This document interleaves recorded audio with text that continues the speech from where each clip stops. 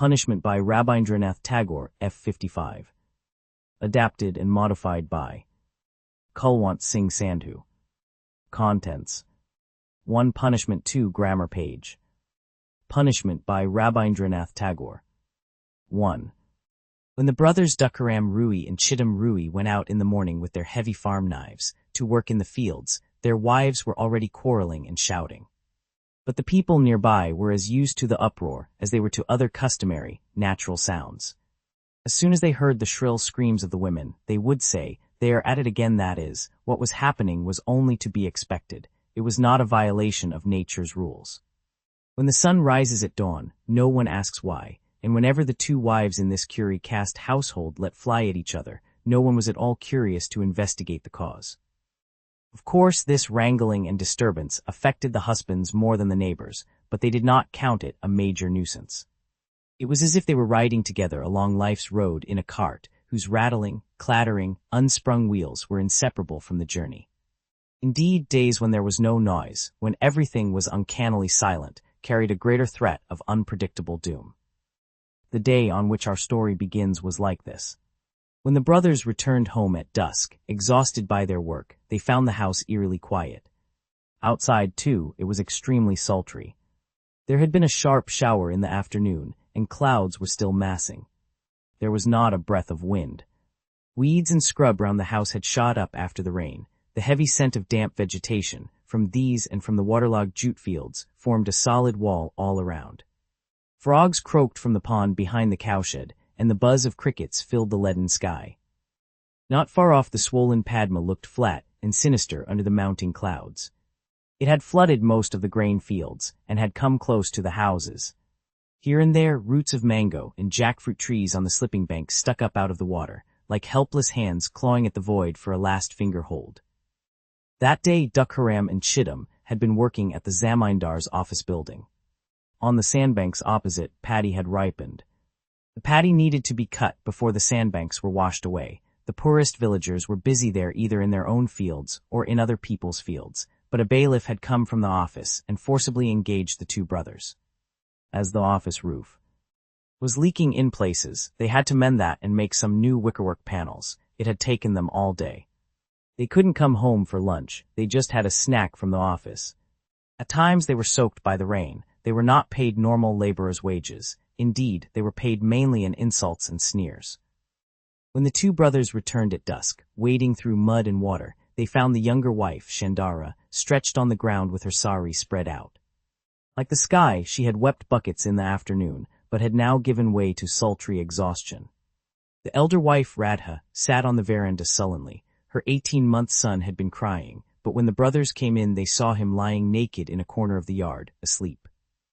Dukaram, famished, said gruffly, "Give me my food." Like a spark on a sack of gunpowder, the elder wife exploded, shrieking out, "Where is their food? Did you give me anything to cook? Must I walk the streets to earn it?"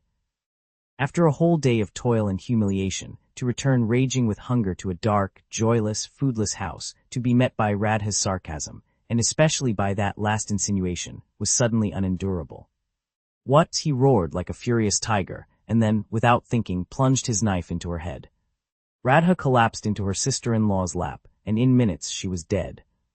"What have you done?" screamed Shandara, her clothes soaked with blood. Chidam pressed his hand over her mouth. Dukaram, letting the knife drop, fell to his knees with his head in his hands, stunned. The little boy woke up and started to wail in terror. Outside there was complete quiet. The herd boys were returning with the cattle. Those who had been cutting paddy on the opposite side of the river were crossing back 5 or 6 to a boat, with a couple of bundles of paddy on their heads as payment, and were now nearly all home. Ramlochan Chakrabarti, pillar of the village, had been to the post office with a letter, and was now back in his house, placidly smoking. Suddenly he remembered that his subtenant Dukaram was very behind with his rent. He had promised to pay some today. Deciding that the brothers must be home by now, he threw his chadar over his shoulders, took his umbrella, and stepped out. As he entered the Rui's house, he felt uneasy. There was no lamp alight. On the dark veranda, the dim shapes of 3 or 4 people could be seen. In a corner of the veranda there were fitful, muffled sobs. The little boy was trying to cry for his mother, but was stopped each time by Chidam. Duck-Eye, said Ramlochan nervously, are you there? Duck-Ram had been sitting like a statue for a long time. Now, on hearing his name, he burst into tears like a helpless child. Chittum quickly came down from the veranda into the yard to meet Ramlochan. Have the women been quarreling again? Ramlochan asked. I heard them yelling all day. Chittum, all this time, had been unable to think what to do. Various impossible stories occurred to him.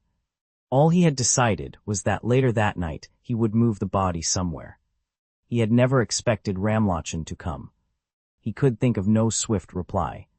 Yes, he stumbled, today they were quarreling terribly. But why is Duck-Eye crying so? Asked Ramlochan, stepping towards the veranda. Seeing no way out now, Chittum blurted, in their quarrel, CHO letter 1E60 OB, a U struck at B a letter 1E5B, OB a US head with a farm knife. When immediate danger threatens, it is hard to think of other dangers. Chittum's only thought was of how to escape from the terrible truth. He forgot that a lie can be even more terrible. A reply to Ramlochan's question had come instantly to mind, and he had blurted it out. Good grief, said Ramlochan in horror.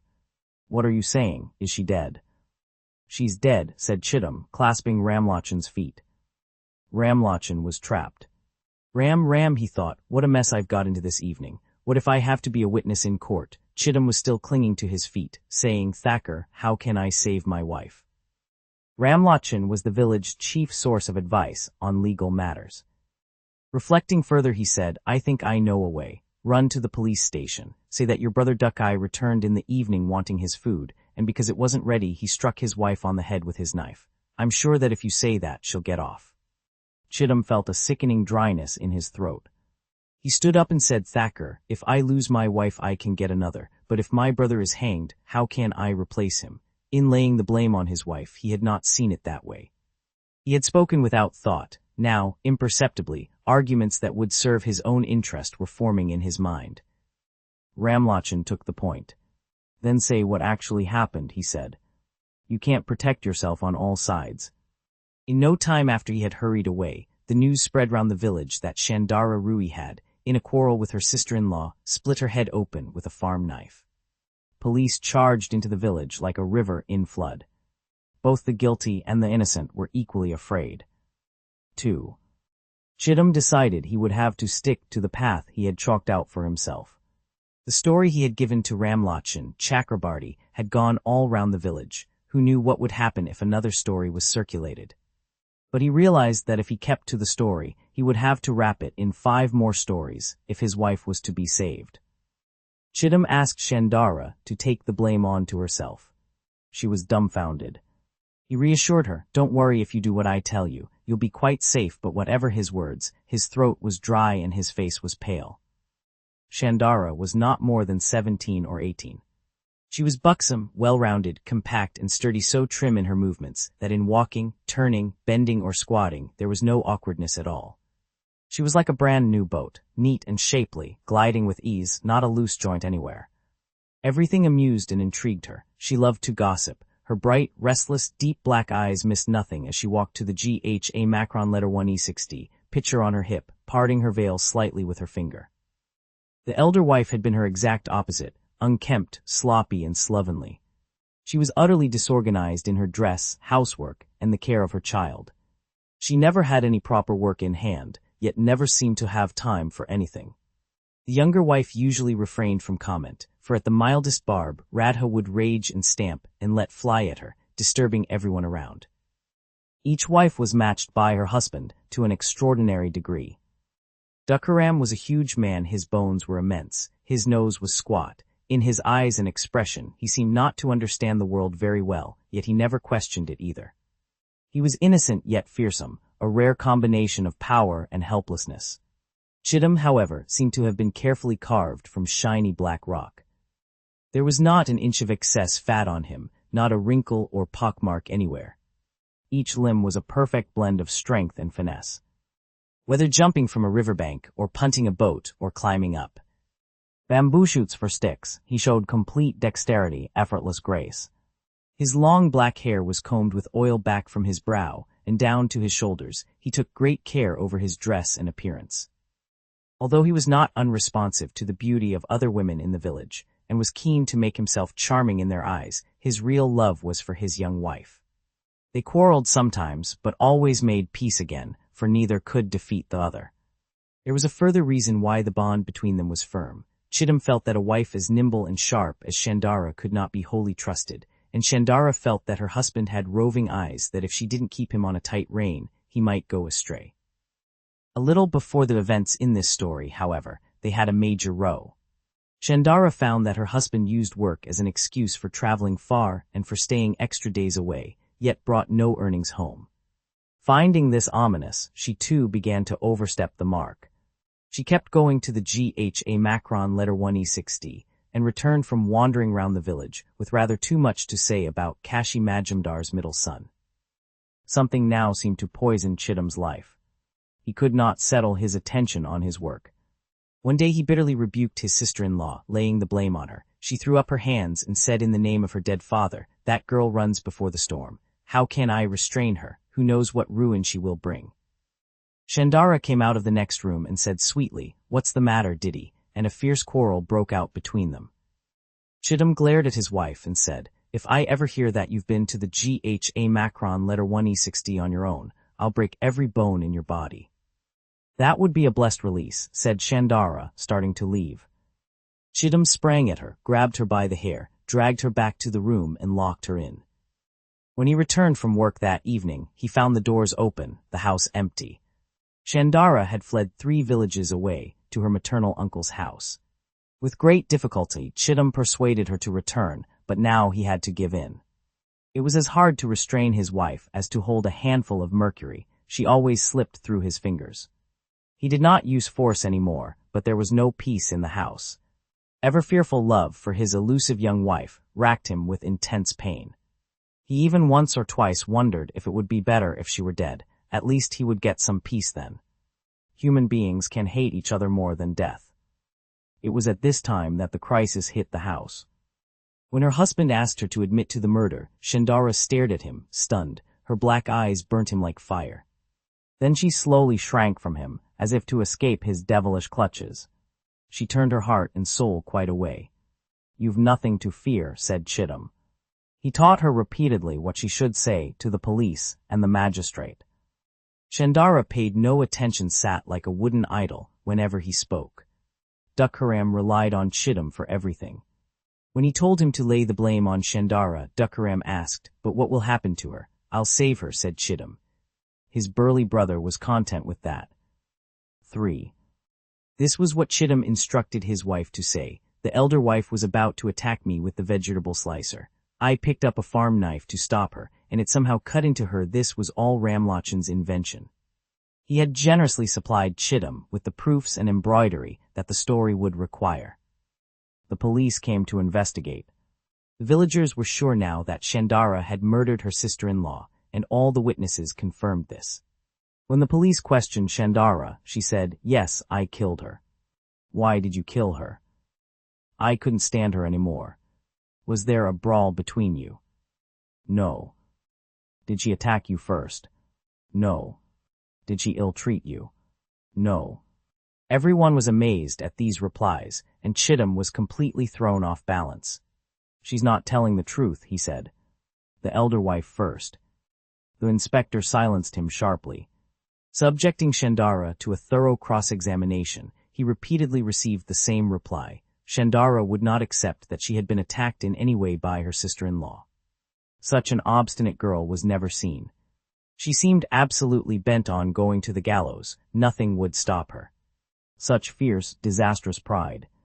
In her thoughts, Shandara was saying to her husband, "I shall give my youth to the gallows instead of to you. My final ties in this life will be with them."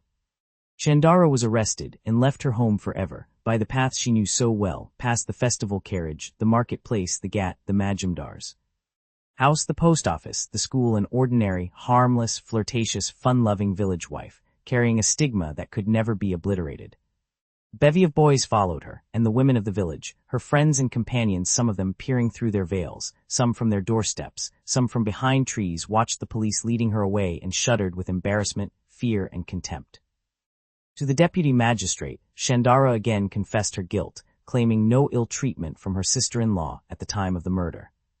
But when Chittum was called to the witness box, he broke down completely, weeping, clasping his hands and saying, "I swear to you, sir, my wife is innocent." The magistrate sternly told him to control himself and began to question him.